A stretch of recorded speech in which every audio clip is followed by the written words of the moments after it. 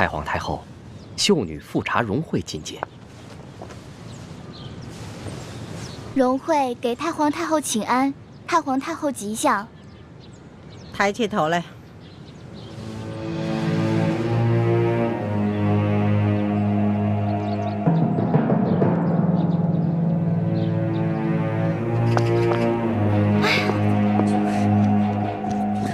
是吗？哦，哎，玉兰姐姐，他们这是怎么了？荣惠姐姐她，荣惠姐姐怎么了？她昨天不是被叫去侍寝了吗？她可是这批秀女当中第一个被叫去的，你不是还挺羡慕她的吗？她不知道做错了什么，惹怒了皇上，被太皇太后赐死了。惹怒了皇上，被太皇太后赐死了。我们大家都吓坏了。对了，今天晚上秀禾姐姐也去侍寝了，不知道她今晚的运气能不能好一点。我的天哪，我还是赶紧先画画吧。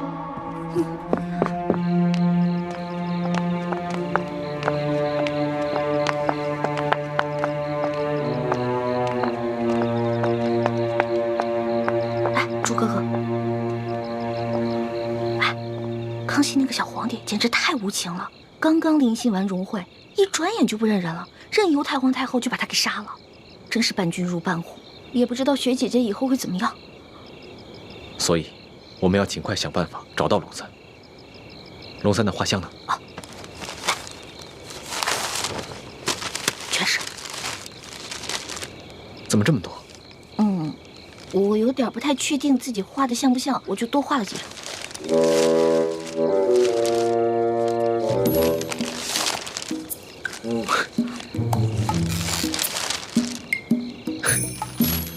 你这画的都是龙三？对啊，这张鼻子像，但是眼睛有点小。这张呢，这张眼睛画大了，下巴又不对。这张下巴像，可是眼睛有点小。这个眼睛还行，但是脸盘子有点大。哎，反正都还差不多，你自己看吧。环妹，以前在谷里上课的时候，就叫你认真一点，你就是不听。现在知道后悔了吧？哎呀，好了好了，别说我了，这时候批评我也没用啊。看来，我还是去御花园碰碰运气吧，看看能不能找到龙三。你去吧。好。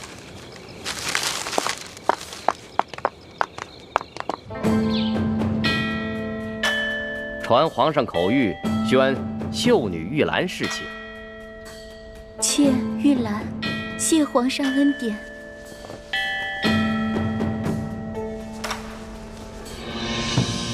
起来吧，随咱家前去沐浴更衣。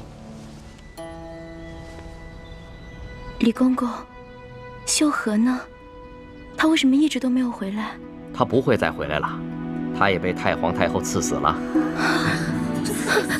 哎，姐姐，公公，可知道秀禾犯了什么过错，被太皇太后赐死了？可否提示一下，也好让妾吸取教训。这个嘛，咱家也不清楚。主子们要赐谁死，那还不是一句话的事，谁又敢多问呢？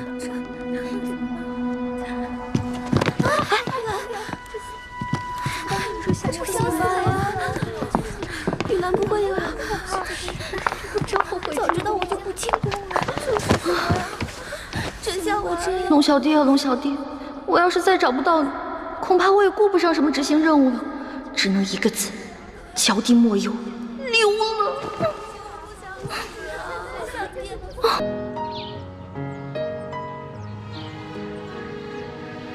皇上有旨，宣易欢姑娘侍寝。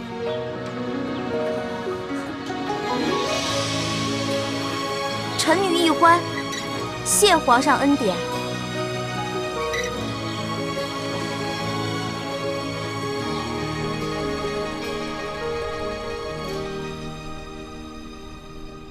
清晨的风吹入花，落入尘世的繁华，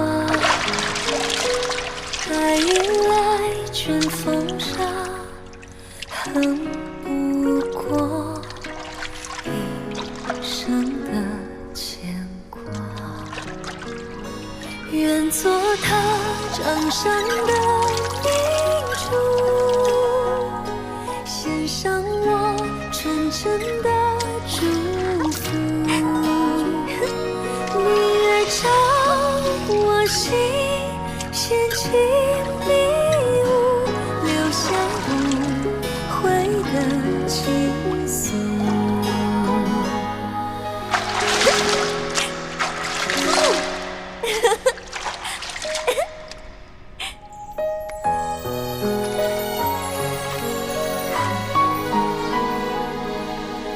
李公公，李公公，我要换的衣裙在哪儿啊？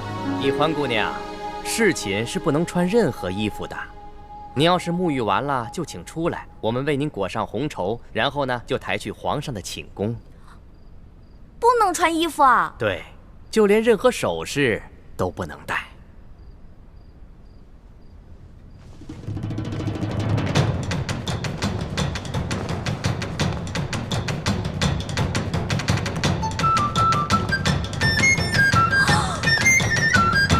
那你别进来啊！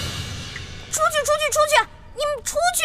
不行，必须由我们亲自给你裹好红绸，顺便检视一下易欢姑娘的身体皮肤状态，看看有没有突发的瑕疵，以防止易欢姑娘夹带其他的物品。那哪行啊？男女授受不亲。要不这样，你们先出去，等我穿好了叫你们。敬事房太监主要负责皇上和后宫所有嫔妃的房中之事。易欢姑娘入宫之后，难道就没有学习过吗？学是学过了，但我现在不是还有点不习惯吗？这你们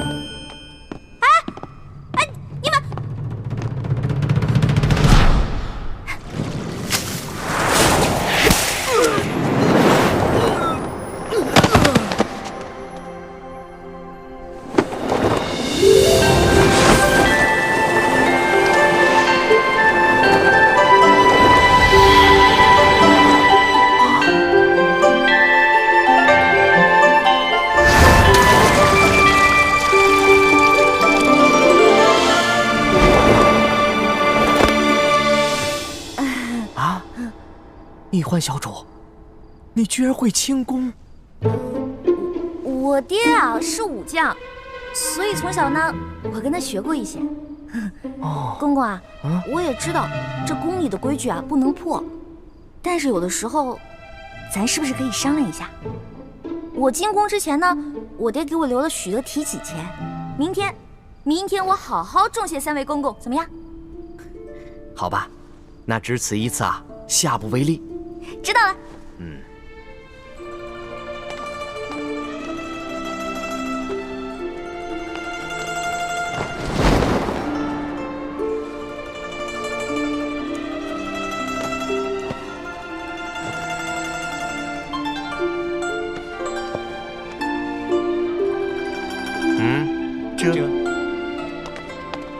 哎，那个公公，我把那个丝巾拿一下，我的丝巾，我的丝巾，我的丝巾！哎，公公，易欢姑娘，别说丝巾了，一根丝线都不能带。我的丝巾，公公，我的丝巾！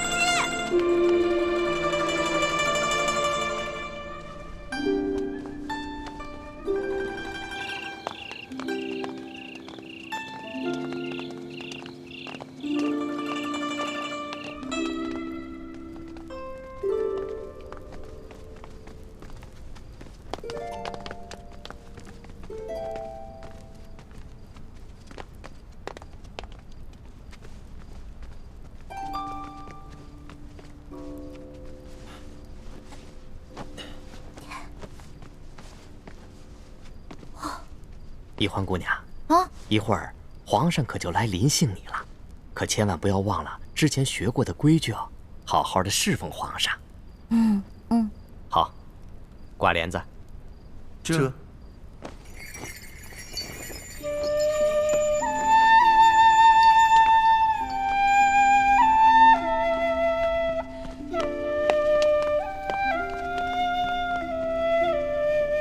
原来这就是皇帝的寝宫啊！也不知道龙小弟究竟和康熙那个小皇帝说好了没有？猪哥哥给我准备的丝巾没有了，万一这小皇帝临时起了色心，假戏真做了，那可怎么办啊？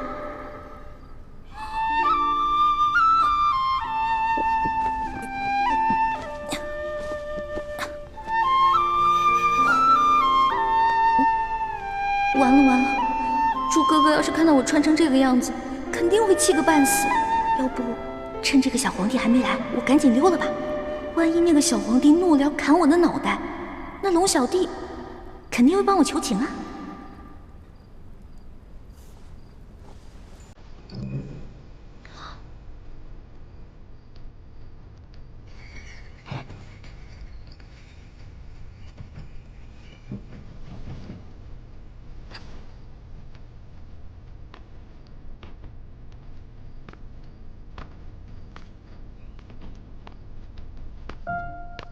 你要去哪儿啊？你谁啊？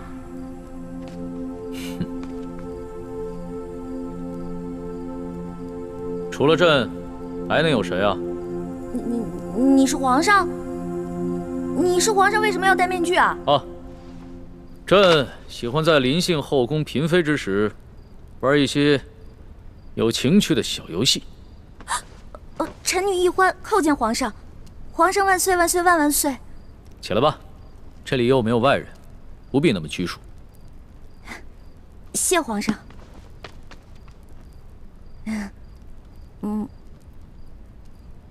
皇上，原来您这么和气啊！我一直……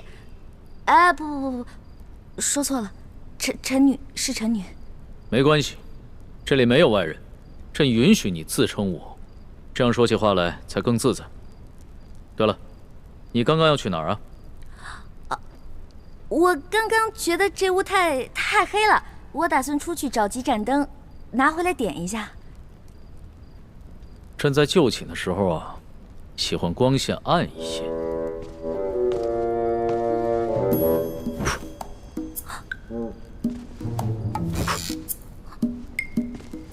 皇上，您别把最后一盏灯也吹灭了，我怕黑。别怕，有朕呢。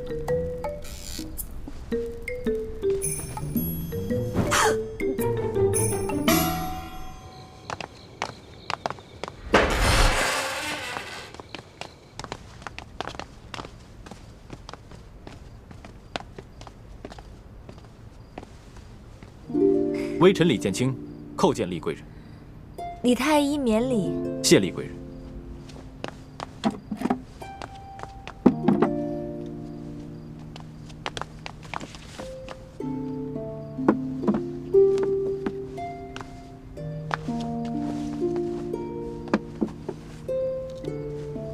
有劳厉贵人。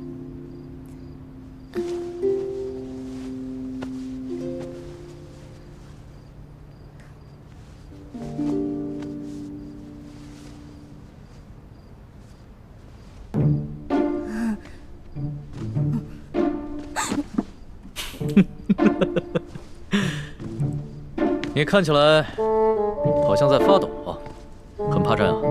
我没有，我只是觉得这屋子比较冷而已。哦，你穿的这么少啊，难怪会冷。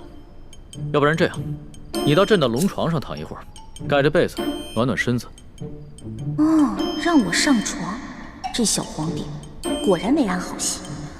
我突然不冷了。那就让朕抱抱你，替你暖暖身子。你果然很怕朕啊！可是朕听龙三说过，你的胆子一向很大，你在他面前提起朕来，那可是从来都不怕的呀。皇上，我不是怕您，我就是怕您离我太近了。咱不是说好了的吗？朕和你说好了什么呀？不是我跟您说好的，是龙三跟你说好的。您忘了，咱们这次只是将计就计，您假装宠幸我，为了博取鳌拜的信任啊。今天晚上的事情是假的，不是真的。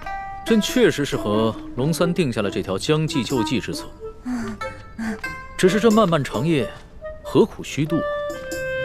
咱们也不必演戏了，就让朕真的信了你。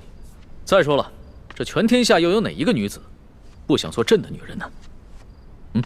皇上，这天下女子也不尽是贪图荣华富贵之辈啊。对大多数女人来说，她们与其与这个后宫佳丽3000争宠，不如找到一个白头偕老、心心相印的有情人。那唐代鱼玄机就说过呀：“易得无价宝，难得有情郎。”朕自13岁大婚以来，还从未有人跟朕说过这样的话。皇上，您生气了？你不会砍我头吧？你当朕是杀人狂魔吗？动不动就随便砍别人的头。你这句话非但没有激怒朕，反倒更加激起了朕的兴致。我看咱们也不必苦苦做戏了，就让朕真的信了你。待共度良宵之后，朕便封你做贵人。皇上，你觉得如何？皇上，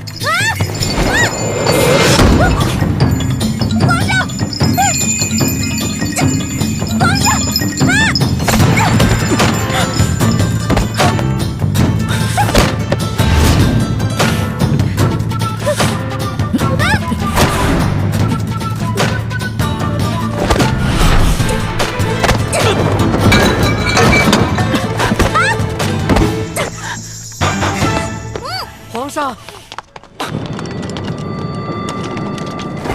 谁让你们进来的？启禀皇上，奴才见到殿内没了灯光，又有打斗之声，还以为来了刺客，所以赶紧进来护驾。刺客？什么刺客？哪有什么刺客？没有朕的旨意，谁也不许进来。这……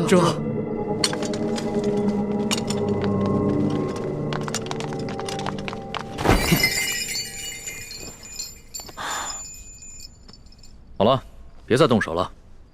再动手的话，真把你当刺客，你这颗脑袋就真的搬家了。你哭什么呀？皇上欺负人！朕怎么就欺负你了？是你先对朕出的手啊！这还是第一次有人敢在朕的龙床上对朕大打出手，只怕也是古往今来第一个敢在龙床上对皇帝大打出手的女人吧？皇上强词夺理，明明就说好了，还强迫人家，人家不想反抗，反抗还不让，反抗打不过人家就吓唬人家，哪有这样的？朕有你说的那么不堪吗？好了，别哭了。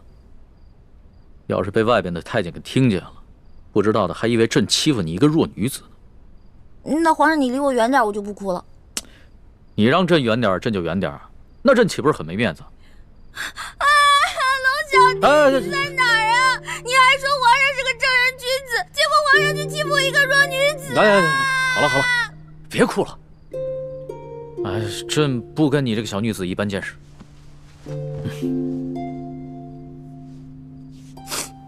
去找太医院的当值赵方抓药，我还要留下来给厉贵人扎针。是。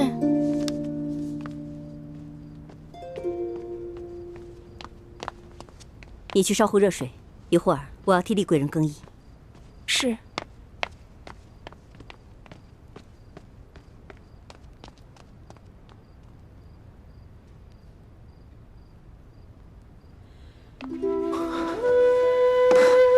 雪师妹，大师兄，太好了，我还以为我再也见不到你了呢。怎么会呢？你们师兄妹好好聊一聊，我在外面替你们把风。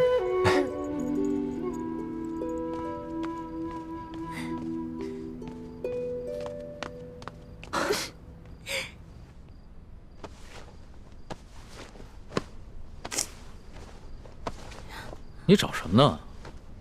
我想找个手巾擦擦脸。这龙床上哪有手巾啊？朕也不想传太监打扰我们。哎，你又想干嘛？放心吧，朕不会动你的。朕堂堂天子，一言九鼎，给你擦个眼泪。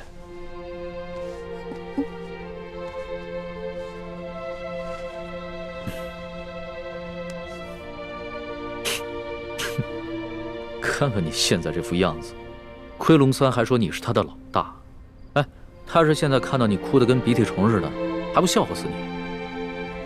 其实我在龙三面前好多都是吹牛的，我没有他说的那么勇敢，我也没有多少江湖阅历，我也从来没被哪个登徒子轻薄过，何况是被全天下最有权势的轻薄过，我能不害怕吗？朕听出来了，你是拐着弯儿骂朕是个好色轻薄的登徒子是吧？臣女不敢，臣女没这么说。皇上，臣女能不能请求皇上一件事儿啊？说来听听。您能不能别把今天晚上的事儿告诉我龙小弟啊？如果你告诉他的话，以后我就没脸在他面前充老大了。哎呀，朕又不是长舌妇，哎，不会告诉他的。哎，不过朕保全了你在结拜兄弟面前的形象，你要怎么答谢朕呢？皇上，您可是全天下最有权势的人，也是最有钱的财主，您就为这么点的小事儿勒索我一个身无分文、身无寸缕的小女子啊！又是朕的不是啊！你怎么说来说去都是朕的不是啊？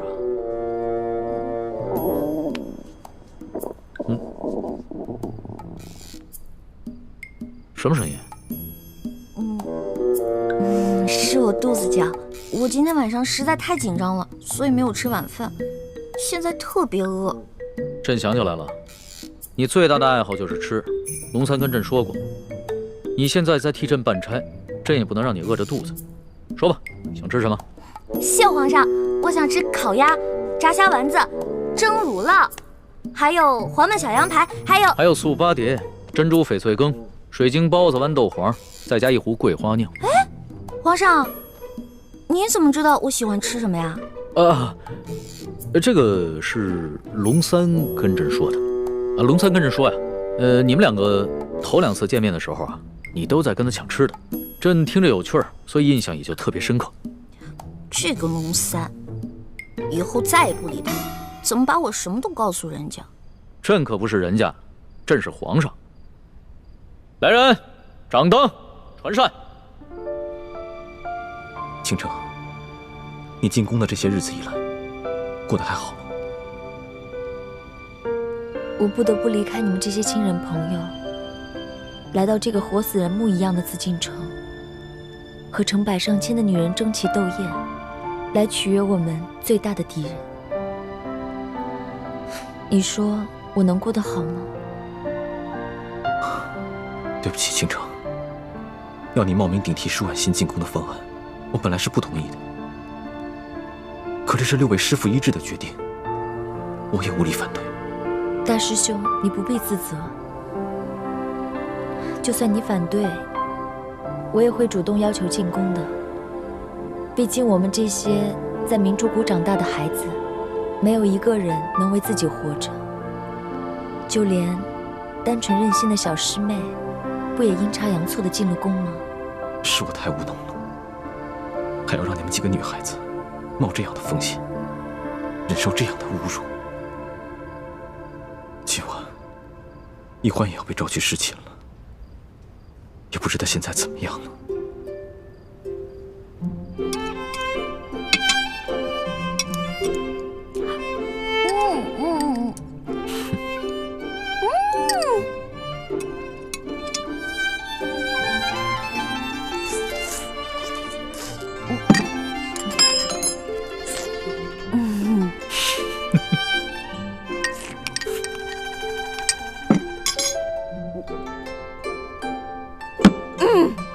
饱了。吃好了？谢皇上恩赐。撤掉吧。这。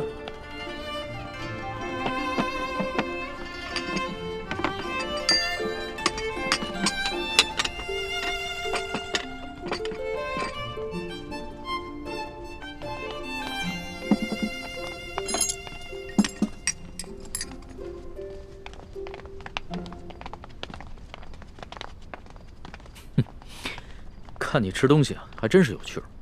你一个女孩居然能吃得这么香，你这小小的肚子里，到底是怎么装得下这么多东西的呀？要论得上吃啊，这朕的整个后宫，无人及得上你。哎呀，那是他们装的。因为您是皇上嘛，他们在军前得注意自己的礼仪，所以要压制自己的食欲嘛。孔圣人也说过呀，人生3大乐趣，食、色、性也。所以呢，这个美食是人生最大的乐趣之一。说得对。食色是人之本性，现在食之乐趣你已经享受过了，要不要再享受一下色之乐趣啊？看来这个色狼皇帝还真是狼心不死啊！哎呀，要是猪哥哥给我的丝巾在就好了，让我骗他闻一闻，就能让他乖乖睡着。哎呀，这一夜良宵还剩一半啊！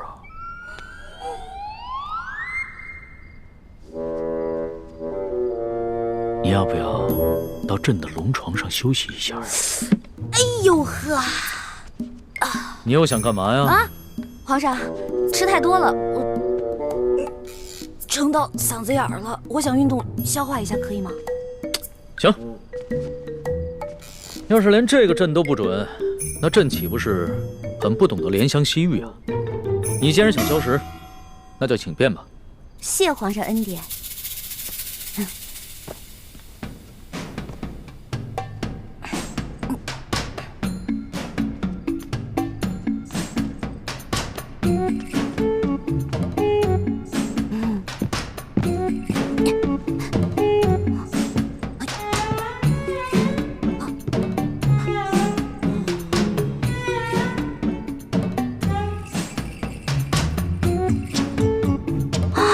色狼皇帝还真是耐心啊！看来是打定主意要吃了我总不能就这么运动一晚上吧？这可怎么办？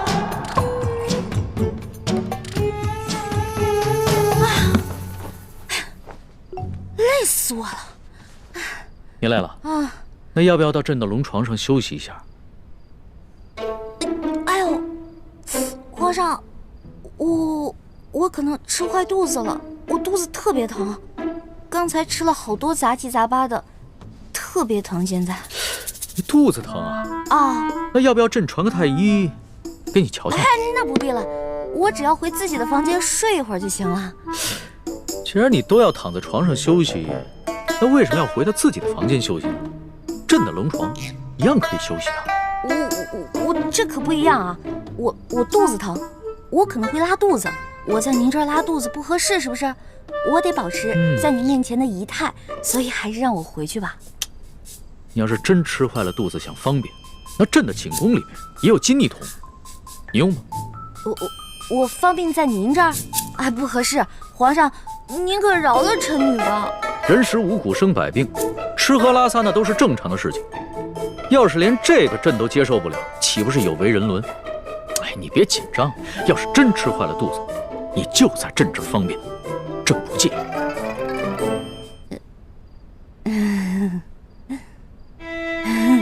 你看着我干嘛呀？黔驴技穷了，是吗？这个色狼皇帝想吃了我，门儿都没有。哎，有了，我可以骗他行酒令，我灌醉他。为什么又不说话了？是不是又在想什么花招啊？哎，皇上，咱们玩耍骰子赌酒吧。这样，咱们赌，如果你赢了，我就听您的上龙床；但如果你输了，您就让李公公送我回去。怎么样，敢不敢赌啊？这倒是挺有趣的，还从来没有人敢跟朕耍骰子赌酒的。好，朕就依你。来人，上一壶酒，再加2副骰盅。哎，等一下，上一坛酒。皇上要喝酒，咱们就喝大的，杯算什么呀？咱们用碗喝怎么样？好，那朕就看一看你的酒量到底有多好。什么？对啊，我以前被召去侍寝，都是这样的程序。这是清宫特有的规矩，任何侍寝的女人都不能幸免。那易欢，现在岂不是很危险？大师兄，你先别担心，小师妹机智聪明，她自有办法应对。易欢虽然有些小聪明，可她毕竟年少单纯，又毫无应付男女之事的经验，而且这是在宫里，她要面对的不是普通的男人，而是掌握天下生杀大权的皇帝。大师兄，你身份特殊，千万别冲动啊！不行，不能在这里坐以待毙，我要想办法去离乾清宫最近的地方，万一出什么意外的话，我好及时出手相救。如果事情真的到了那一步，那我和师父只好放弃潜伏的任务，大家一起杀出紫禁城。不行，不到万不得已，你们千万不能暴露身份，否则我们就前功尽弃了。你跟六师父最重要的任务，就是潜伏在紫禁城里，找到关系到大业成败的铜匣，还有金钥匙。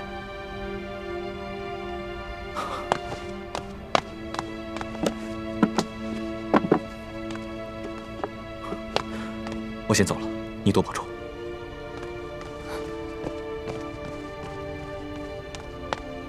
大师兄，为了易欢的清白，你可以不顾生死，而我呢？我在这里以身试敌，你对我就只有歉疚吗？皇上不好意思啊，您输了，喝酒，喝。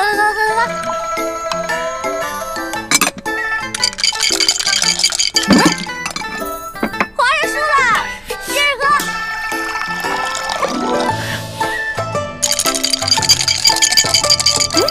又输了，来，我给您满上，咱们再来一局呗。不要，皇上，我不要，真不要。去哪儿啊？这酒还没喝呢。皇上，皇上，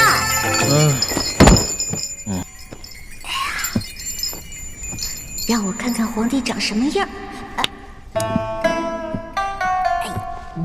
让我看一眼。易欢姑娘，李公公，皇上已经安寝了，易欢姑娘，请回吧。可是我还想再待一会儿。皇上已经安寝了，易欢姑娘还是回去吧。可我还没看见皇上长什么样呢。哎，这就扛走了就。哎呀，再让我看一眼呗。哎呀，可是我还没看见皇上长什么样呢。哎呀，这怎么小气呢？小气。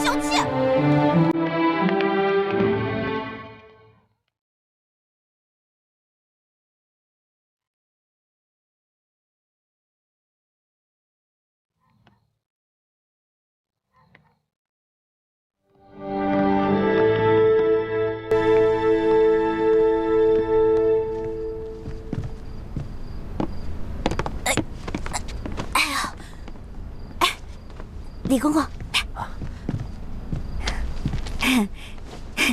今天多亏了您了，拿着吧。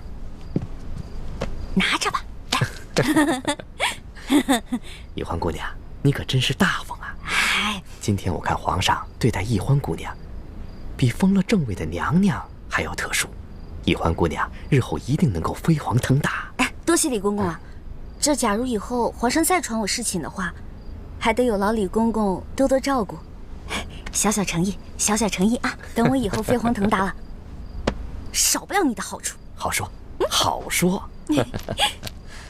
易欢姑娘，这时候也不早了，快歇着吧。好嘞，我走了。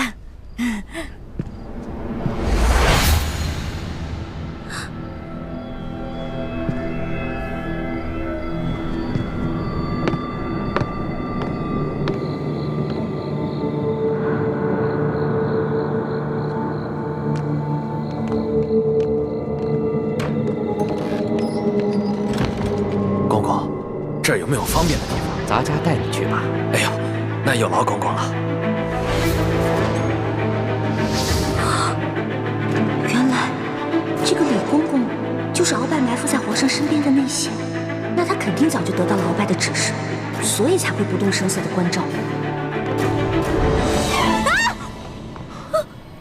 别怕，是。你怎么穿成这样？朱哥哥，你怎么来了？那康熙有没有碰你？我刚才去见了倾城才知道，原来这宫中给皇帝侍寝，居然要脱光，再由太监用红绸裹着送到龙床上。你没事吧？哎呀，我没，哎呦，我当然没事了。真的没事？听倾城说，侍寝的时候连一根丝线都带不进去，我给你的蒙汗巾肯定也带不进去吧？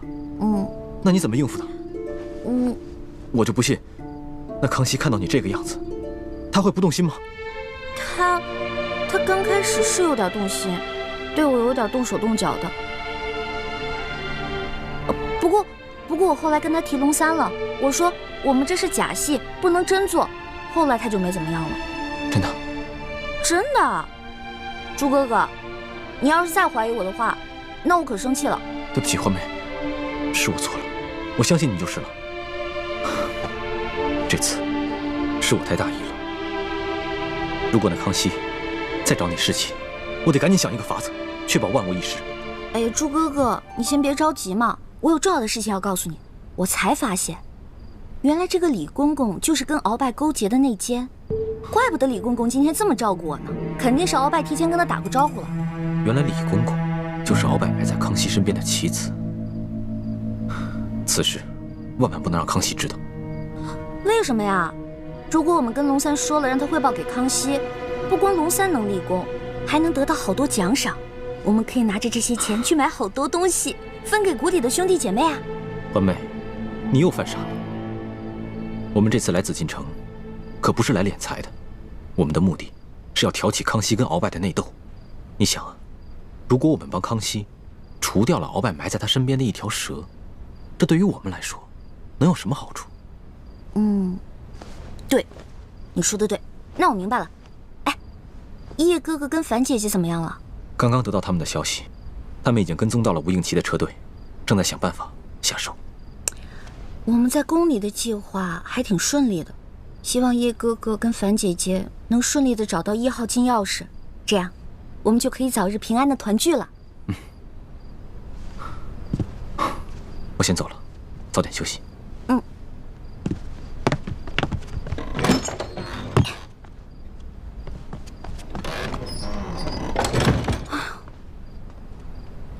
折腾了一晚上，也没看到那个小皇帝长什么样。他长什么样呢？你觉得如何？我活着啊！嗨，我管他长什么样呢，反正不过就是一个风流流氓鬼。呸！不管了，睡觉去了。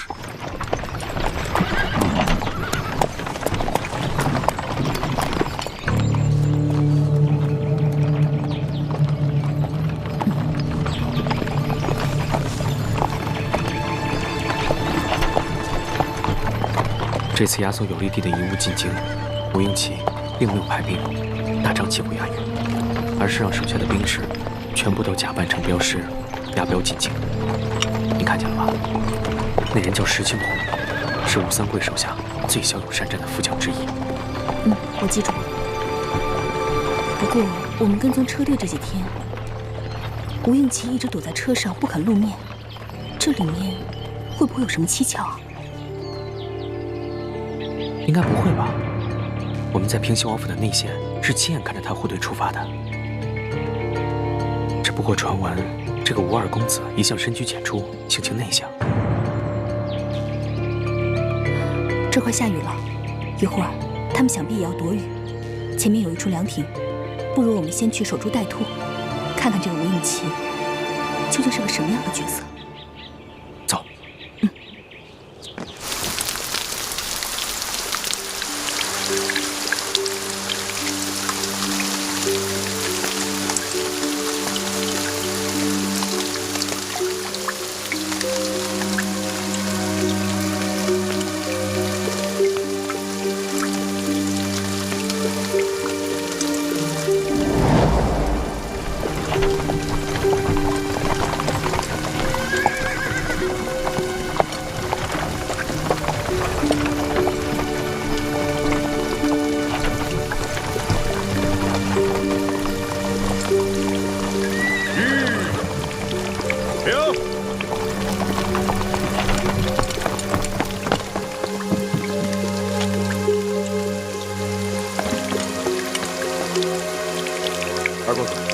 前面有座亭子，咱们到前面避避雨，休息休息。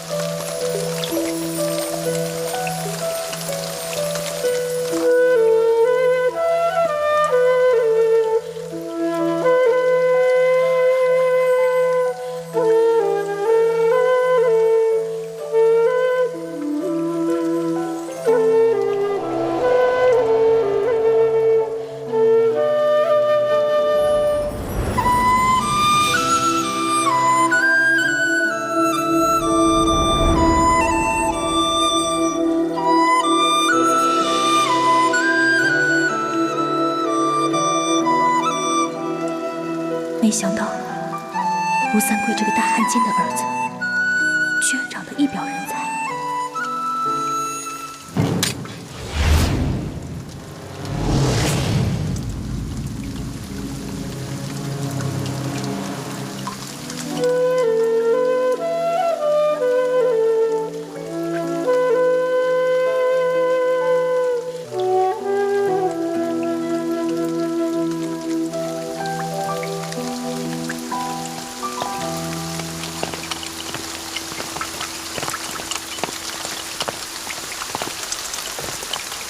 二位，赶快离开这里，我家二公子要在这里休息片刻。哼，这位镖头，这亭子又不是你们的私有之物，更何况是我们兄妹先到，你们后来，凭什么赶我们出去？哎，石镖头，不得无礼。既然大家都在一个亭子里避雨，那么大家都是有缘人。这个亭子这么大，我们各站一边就好了。这位兄台，麻烦你也把剑收一下吧。石镖头言语莽撞，我替他向二位赔个不是。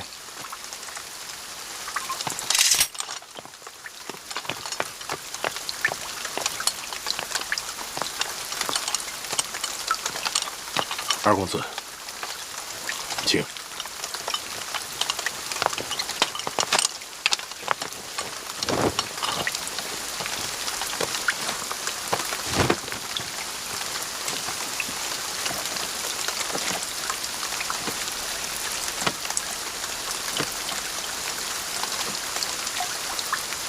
原来这吴二公子是个儒雅书生，那就容易对付了。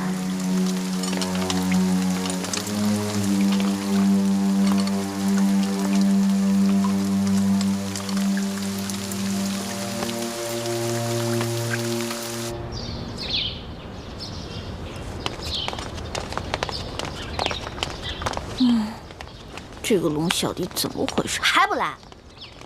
气死我！老大，哎，放手，放手，放手！待会儿被人看见了，咱俩都有麻烦。我问你，为什么让我等那么久？哎呀，你还说呢？要不是昨天晚上你把皇上灌多了，啊，今天我值班，他没醒的话，我能擅离职守吗？哎呀，那个小皇帝啊，真不行，非要跟我喝酒玩骰子，我几下直接倒了。知道我是谁吗？我可是赌遍全乡无敌手啊！他能玩得过我吗？直接被我撂倒。小弟明白了，这个老大不仅武功比小弟高明，这别的本事也比小弟高明。那是，不然怎么做你老大呀？来啊，来，啊，过来，说句话。臭死了！怎么浑身酒味啊？没有吧？我有酒味吗？我早上漱口了呀。昨天晚上偷着喝酒啦？对啊，我跟我几个好兄弟啊在喝酒，又在拼骰子，输了不少钱呢。我输了多少啊？反正啊，这大半年的俸禄是没了。老大，你可得帮帮我。放心，我是你老大，你是我小弟，你的事儿就是我的事儿。回头老大教你几招，保准你把钱全都赢回来，怎么样？真的？那当然。老大，你是不是所有赌术都会啊？也不是啦，毕竟老大也是个小姑娘嘛，小姑娘家家的，又不能经常往赌场里跑，是不是？是，老大还是个淑女嘛。差不多吧。不行了，小心，慢点，慢点啊！哎呀，姑娘，求求你帮帮我们吧！快起来！我儿媳妇回娘家探亲，路上不小心动了胎气，现在天上又下着雨，前面5里地就是接生婆王婆婆家，你能不能把马车借我用用？那马车不是我的，是这位公子的。您帮帮忙吧。石镖头，要不然把马车给他们，让他们去找接生婆吧。不行，万一这女子要是在半路生产，岂不是弄脏公子的车？石镖头，救人一命胜造7级浮屠，更何况区区一辆马车算什么？快去吧。不行，出门的时候老爷吩咐过我，要我务必保证您的安全。可是眼下这2位一看就知道是来路不明的江湖中人，我不能离开公子半步。石镖头，他们2人一看就是面善之人，况且和我也没有什么深仇大怨，你有什么可不放心的？这样，我陪你一起去。公子，万万不可！万一这娘子要是真在您的车上生产，您可就沾了血光之灾，惹来一世的晦气。哎呀，公子啊，我求求你了！你快起来！公子，求求你了！这位镖头，我和我妹妹都是猎户出身，我妹妹的脸只是小时候不慎被熊瞎子给抓伤了，所以才不得已戴着面纱。可我们都是安分守己的平民百姓，不然这样吧，我同你一起送着婆媳去找接生婆，只留下我妹妹和你家公子在这城中，这样你总该放心了吧？这个办法好。石镖头，事不宜迟，你们赶紧去吧。也好，二公子，你自己多加小心。好在押送镖车的伙计们随后就到。要是真出什么意外，记得及时发送求援信号。好了，赶紧去吧。哎呀，多谢公子，多谢公子的大大德。来，快起来。我老太婆无以为报，只有以后多为你烧香祈福了。来，这个您拿着，路上有。谢谢。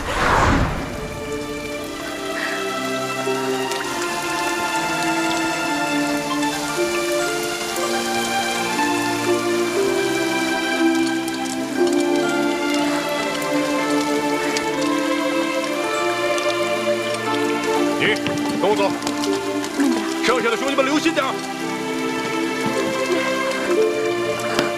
慢点啊！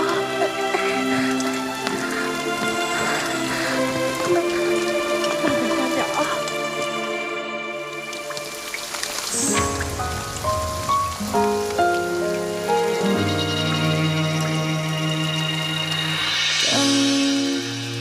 何时天会晴？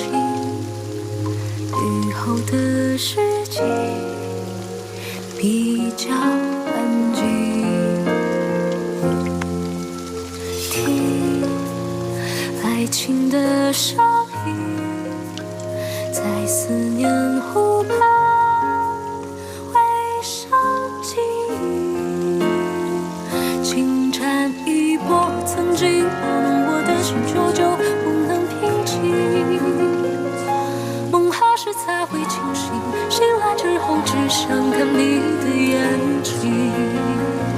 我在黑夜等你到黎明，我在这里，你在哪里？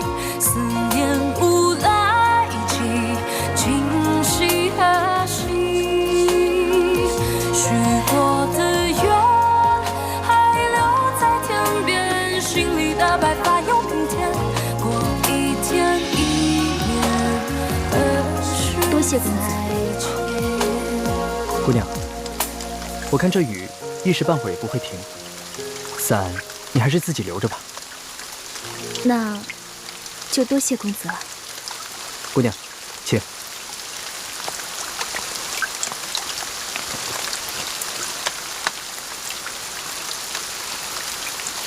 不知你们兄妹2人是要赶往何处？我们兄妹2人准备前往京城投亲，只是这一路上路途遥远，盗匪众多，不知能否平安到达？不瞒姑娘，我这一车货物啊，也是赶往京城。若你们兄妹二人不嫌弃的话，我们可以一路同行。那就多谢公子了。在下吴应奇，家住昆明，敢问姑娘芳名？我姓叶，双名倩影。叶倩影，这名字真好听。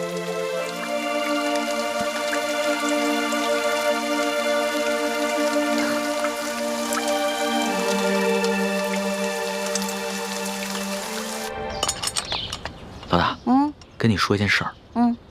接下来呢，皇上为了掩鳌拜耳目，会接着找你侍寝。昨天晚上，皇上是不是对你还算客气啊？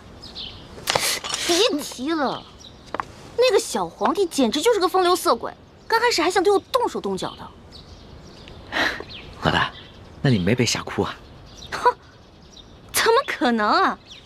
我是老大，武功高强着呢。后来我就跟他喝酒玩骰子，清，小皇帝倒了。老大智勇双全，小弟佩服佩服。还好吧。哎，知道这是什么吗？骰子。老大教你几招，准保把你昨天输的钱连本带利赢回来。但咱可说好了啊，你赢回来的钱得和我一半对分，知道吗？没问题，55分。这还差不多。真疼啊！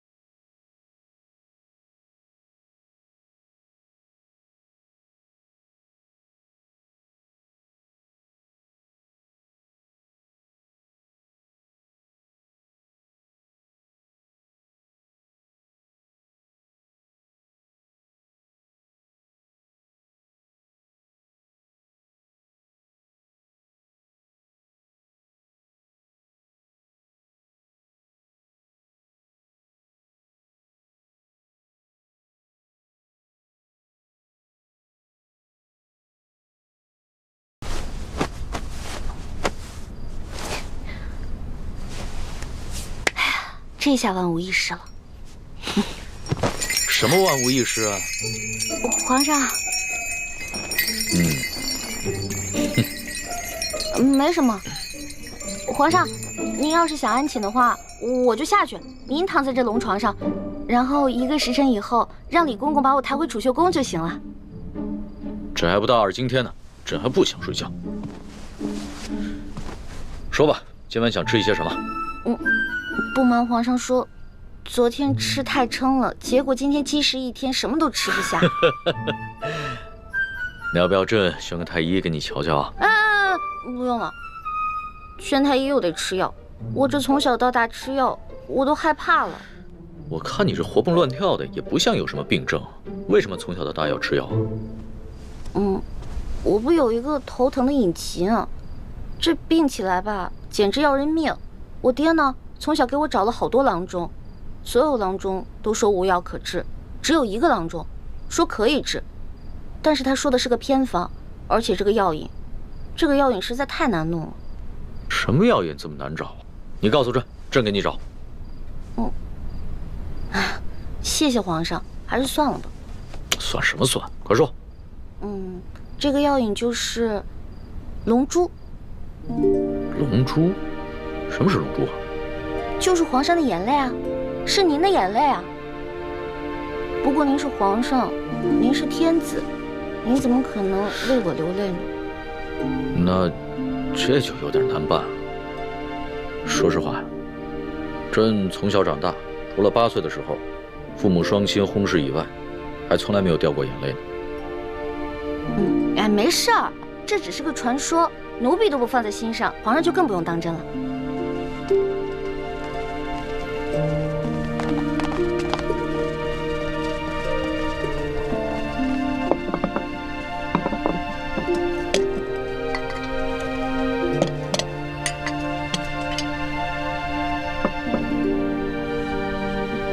您这是干嘛呀？昨天晚上朕输得一塌糊涂，所以啊，朕今天想挽回个面子，你敢不敢再跟朕赌一把酒啊？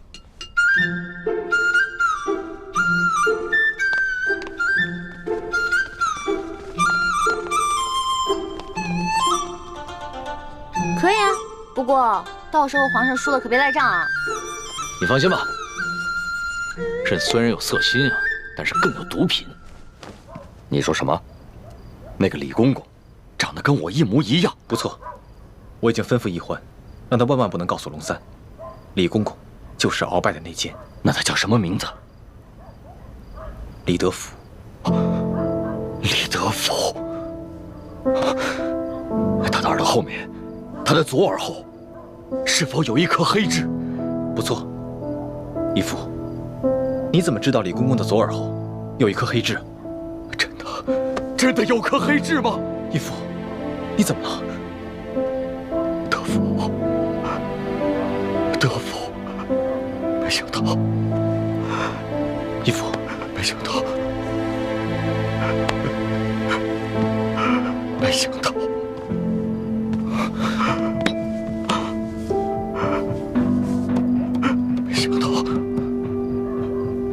没想到他还活着。义父，他还活着，而且他还进了紫禁城，当了大内总管。义父，这李德福李公公，他就是我的孪生兄弟呀！什么？李公公是你失散多年的亲弟弟？不错，我们两兄弟本是陕西贫寒农家之子，我叫李德禄，我的亲弟弟就是李德福。李定国是我成年以后自己改的名字。10岁那年，家乡遭了病灾，我的父母就死于乱兵之手。我和我这个孪生兄弟就成了孤儿，颠沛流离，不知所居。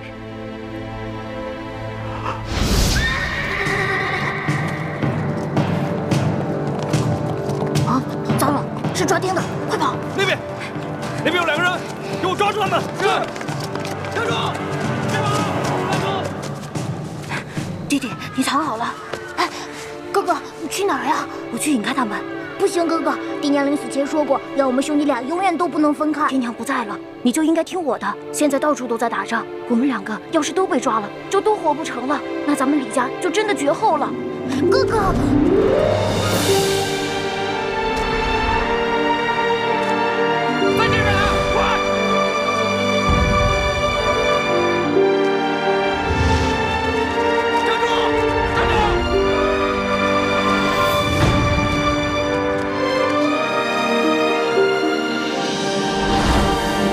为了保护我弟弟的命，我拼着自己的性命不要，去引开军兵。后来，我被张献忠的部下掳走了。张献忠见我体格健壮，就将我收作义子，从此跟着他南征北战。而我这个弟弟，我苦苦的追寻找了他多少年，却始终下落不明。我本以为他早已经不在这世上了。可是没想到，他居然进了紫禁城当了太监，如今更是成了鳌拜的爪牙。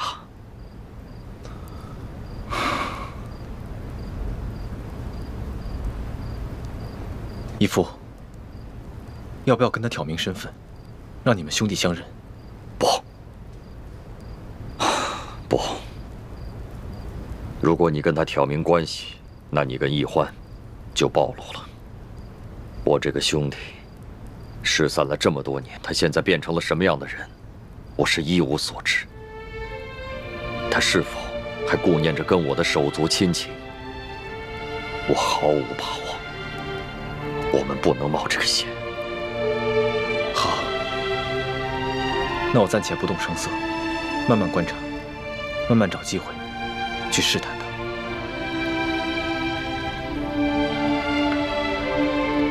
哦，对了，这件事情你不要告诉易欢，他个性冲动，我怕他沉不住气。义父放心，孩儿知道分寸。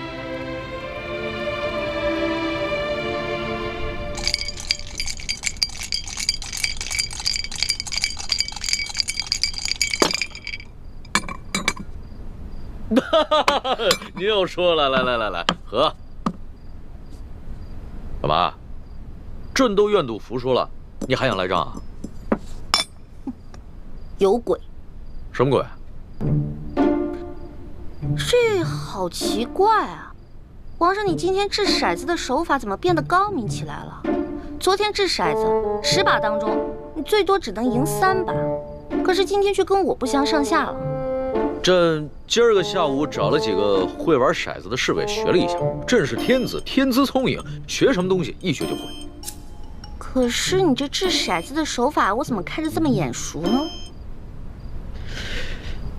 是不是龙三啊？果真是他，他居然把我传授给他的独家秘籍传授给皇上了。哎，你不要管龙三了，你虽然是龙三的老大，但朕可是龙三的主子。朕要是问他什么，他就必须得据实回答，这让他做什么，他也得如实做。皇上，龙三可是个老实人，您可千万别欺负他。你这么关心他？我在我们这一辈当中是年龄最小的，所以呢，好不容易当个老大，而且他这个小弟还特别的崇拜我，我当然得维护他、保护他了。行，朕知道了，看在你的面子上，朕就不欺负他了。不过，你拿什么来感谢朕呢？皇上，您现在特别像我认识的一个姓周的乡绅老头。这姓周的乡绅老头长得跟朕很像吗？长得不像，做事风格像啊。这个乡绅老头之所以能发家呀，就是因为算盘打得精明，瞅准时机吃拿卡要。李欢呐，李欢，你又拐着弯的骂朕。臣女不敢，是皇上昨天说的呀，不会因为一句话就变成砍人头的狂魔，所以臣女才开了个玩笑嘛。哎呀，皇上，臣女出身卑微，是一个野丫头，又缺乏父母的管教，所以什么事儿都不懂，没法伺候您。要不然您现在让李公公来接我，让我回储秀宫吧。哼，朕明白了，你想激怒朕，然后让朕把你送走是吧？朕不上你的当，快点来接着赌。咱们说好了，你要是输了，可就得上朕的龙床。现在不输不赢，来！天哪，再这么赌下去，他的技术越来越娴熟，我的输面就会越来越大，这可是大大的不妙啊！皇上，您想让我赌也可以，不过得答应我一件事儿。你说说看。我一直都不知道天子长什么样，能不能把您的面具给摘下来啊？朕这几天上火长了几个火疖子，不便见人。难道他真的长得很丑，不好意思让我看？皇上，您看咱们也喝了好多酒了，要不然咱们先去您那龙床上躺会儿呗？上朕的龙床？你就不怕朕占你便宜啊？不怕呀，皇上一言九鼎，肯定说话算数嘛。那可不一定啊。朕虽然是天子，但是朕也是个男人。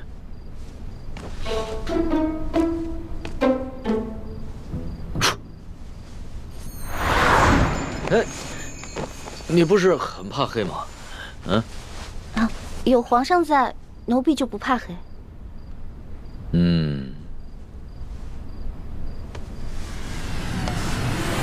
不对，有鬼。哪儿来的鬼啊？你不是一向很害怕朕的亲近吗？啊，朕知道了，你一定是想出了什么新招来对付朕，对吧？哪有啊，皇上，我怎么闻到这屋里有一股香味儿啊？香味儿？朕的龙床上哪有什么香味儿啊？倒是你身上有一股淡淡的清香。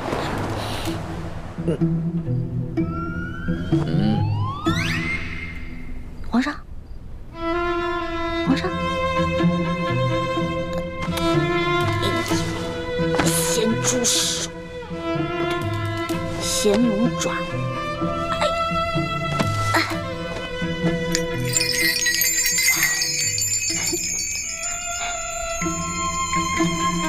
不对啊，我这么着急拉铃干嘛？先看一看这小皇帝长什么样，一直戴着面具，得多丑啊！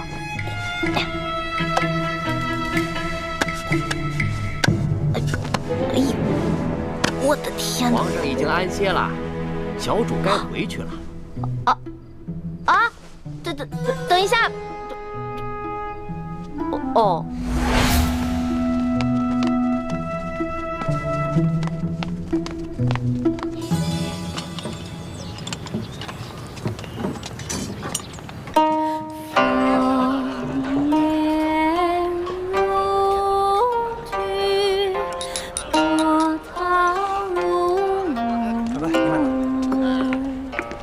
来，昨日在雨中，多亏吴公子侠义相助，否则那婆媳二人性命难保。我们兄妹且待那婆媳二人敬吴公子一杯。不必客气，在下也不过是举手之劳。哎，石镖头，不如跟我们陪饮一杯。走镖途中，我从不饮酒，不过二公子倒可以开怀畅饮，恕在下难以奉陪。真是尽忠职守啊！带回到家中，我一定替你多多尽美言。多谢二公子。二公子，我兄妹二人再敬你一杯，多谢二公子容留我们一同进京。倩影姑娘，你实在是太客气了。我们昨日不是共同在雨中救助那产妇吗？还一同见证了一个新生命的到来，这是多么难得的缘分！来，干！来。几位客官，赏点钱吧。给。谢谢客官。几位客官，小女子卖艺不易，赏点钱吧。拿去吧。谢谢这位大爷，谢谢这位大爷。爷，等会儿，爷给你这么多钱，是让你陪爷喝酒的。来，陪爷喝一个。我不会喝酒，我真的不会喝酒。敬酒不吃，吃罚酒啊！来，喝一个啊！公子爷，喝吧啊！使不得呀！公子爷，公子爷，公子爷，我这孙女啊，我们就是卖艺，不陪酒啊，把钱还给人家。上的银两我们无福受用，您收回吧。我呸！本大爷打的赏，能往回收吗？你个瞎老头！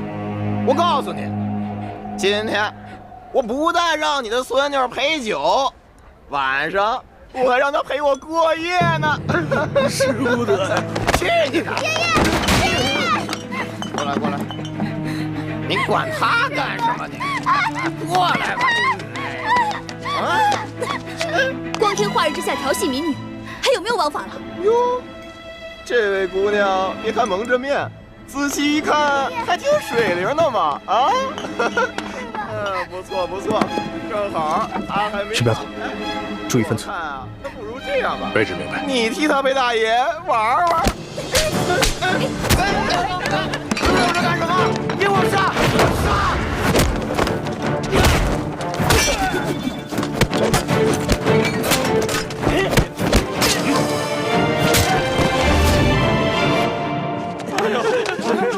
快走！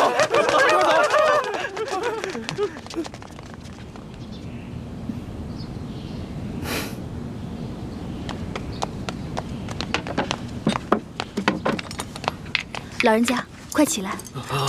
那些坏人都已经走了。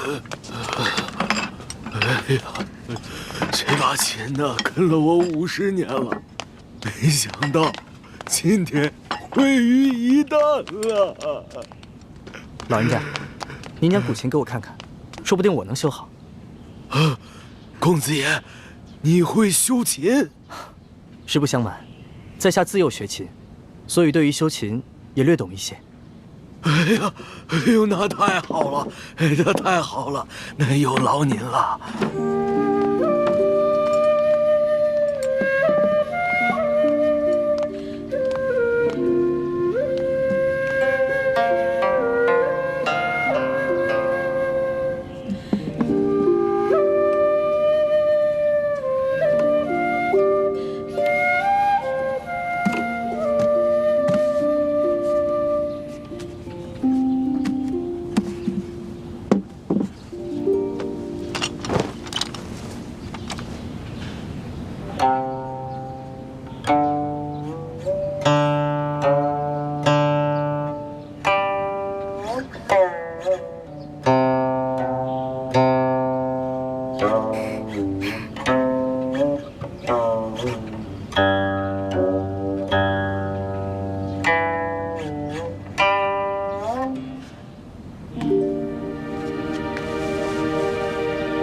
老人家，这琴已经修好了。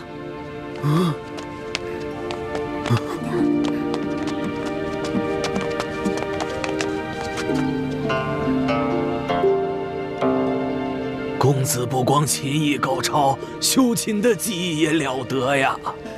太感谢您了。不敢当，前辈您过奖了。这个龙小弟又迟到，看我一会儿怎么教训你！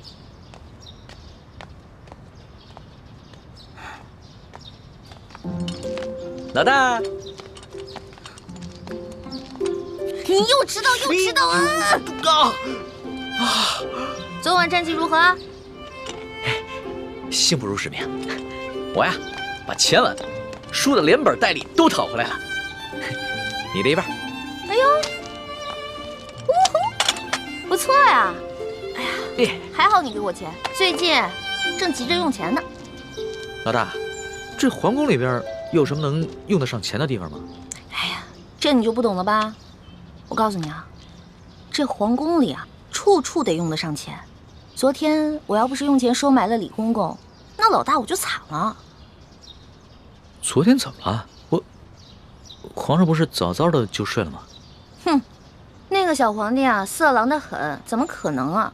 得亏啊，我哥哥给了我一条进过蒙汗药的丝巾，我偷偷带在身上，进入了寝殿，把那个小皇帝给迷晕了。要不然，哪有那么容易啊？你居然把皇上给迷晕了！这件事情要是让皇上知道了，你哥哥还有李公公那2个净室房的太监都是死罪。嘘，这件事除了我还有我哥哥，就你知道，别人都不知道，不许跟别人说。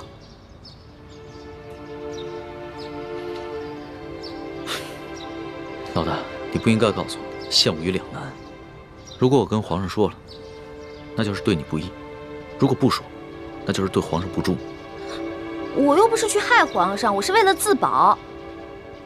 哎，你可别为了你的主子皇帝出卖我啊！如果真是那样的话，那我可就跟你割袍断义了啊！老大，不是我说你，你也太任性妄为了。要不是我在皇上面前说你好话，你有几个脑袋也早就掉干净了。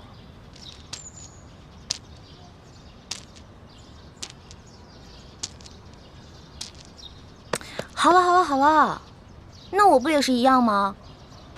如果我不是为了你，我怎么可能听鳌拜的话要入宫呢？虽然我武功不高，但是我轻功可以，我可以逃跑吧？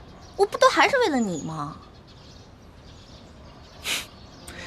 行，就冲着老大对我这份情谊啊，我说什么也要在紫禁城里面保护你的安全。但是咱俩可说好了，你可不能做什么太过分的事情。尤其是不能伤害皇上，要不然的话，连我都保不住你，明白吗？放心吧，其实我这个人吧，挺怕死的。再说了，我怎么可能连累我的龙小弟呢？还是老大够意思。这脑袋长得真像鸡蛋。嘿嘿。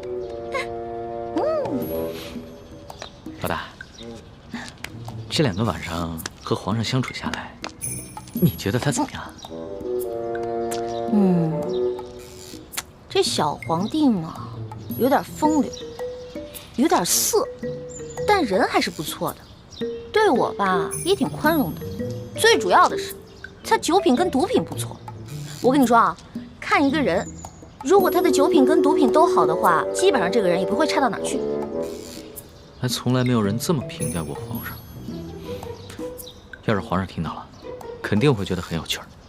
哎，我跟你说的可都是私房话，你可千万不能告诉别人。我知道，我们俩之间的小秘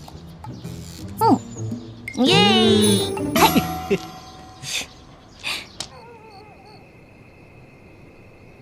师姐，一会儿行动的时候，我去对付石青红和他的手下。吴应奇看起来好像不会武功，就交给你了。交给我？对，擒贼先擒王。只要我们制服了吴应奇，逼他交出永历帝的遗物，就一定能找到1号金钥匙了。然后呢？杀了他。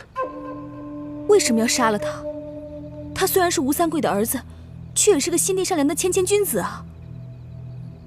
吴应奇必须死。他死了，1号金钥匙也不见了。吴三桂和朝廷之间必定会相互猜疑。可是，如果我们真的这么做的话，会不会太不择手段了？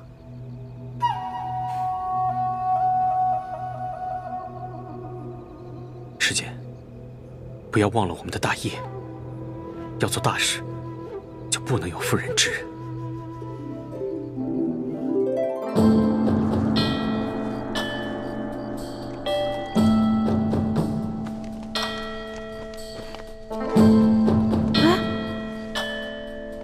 我的衣服和丝巾呢？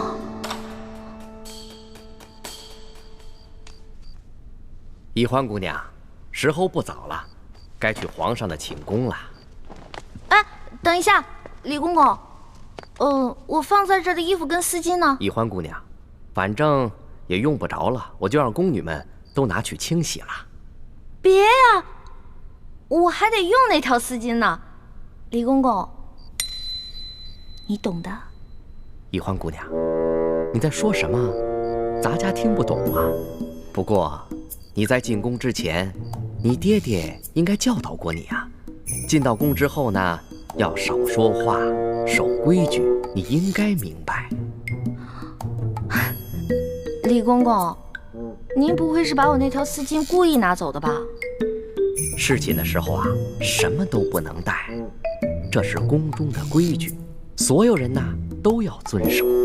完了完了，这下完了。